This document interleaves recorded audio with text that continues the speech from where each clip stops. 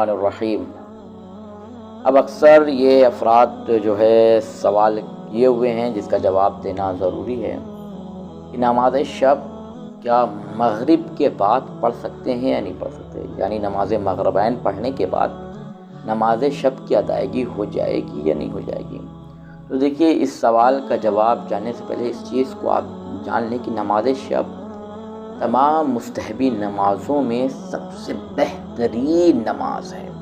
سب سے بہترین نماز ہے۔ نماز شب پڑھنے والا بہت سی پریشانیوں اور مصیبتوں سے بچ جاتا ہے، نماز شب پڑھنے والا بہت سی برائیوں سے بچ جاتا ہے، نماز شب پڑھنے والا کسی کے سامنے ہاتھ پھیلانے سے بچ جاتا ہے، نماز پڑھنے والا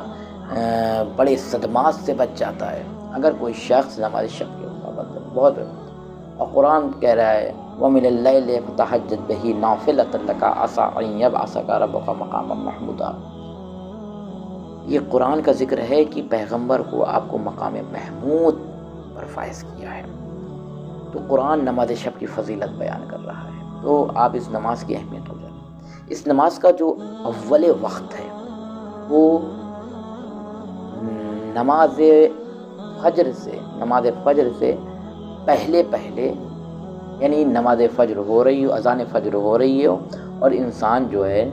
نماز شب اپنی تمام کر رہا ہو، تو یہ اس کا اول وقت ہے۔ لیکن اگر کوئی شخص اس وقت نہیں پڑھ پا رہا، یا اگر انسان اٹھ جائے گا اور اس وقت اٹھے گا اور پھر اس کے بعد وہ نماز شب نہیں پڑھ پا رہا ہے، آنکھ نہیں کھل رہی ہے، بہت ساری وجوہات ہو سکتی ہیں، تو کیا کہ رات کے کسی بھی حصے میں نماز شب پڑھ لیں، یا نصف اللیل جب رات کا آدھا حصہ گزر جائے تو نماز شب پڑھ لیں، یہ بھی ہو سکتا ہے۔ اور اگر کوئی شخص یہ بھی نہیں کر پا رہا ہے تو پھر وہ جو وقت اس کا نماز مغربین کے بعد جو وقت اسے ملے اس وقت وہ پڑھ لیں، تو نماز شب کی ادائیگی ہو جائے گی، اسے ثواب مل جائے گا اور اس کے تمام فضیلتیں جو بتائی گئی ہیں اس کا بہترین وہ نتیجہ پائے گا۔ اور پھر اس کے بعد اگر کوئی شخص نماز شب اول وقت پڑھتا ہے تو اس کی سب سے زیادہ فضیلت ہے، اس کی بہت زیادہ اہمیت بتائی گئی ہے۔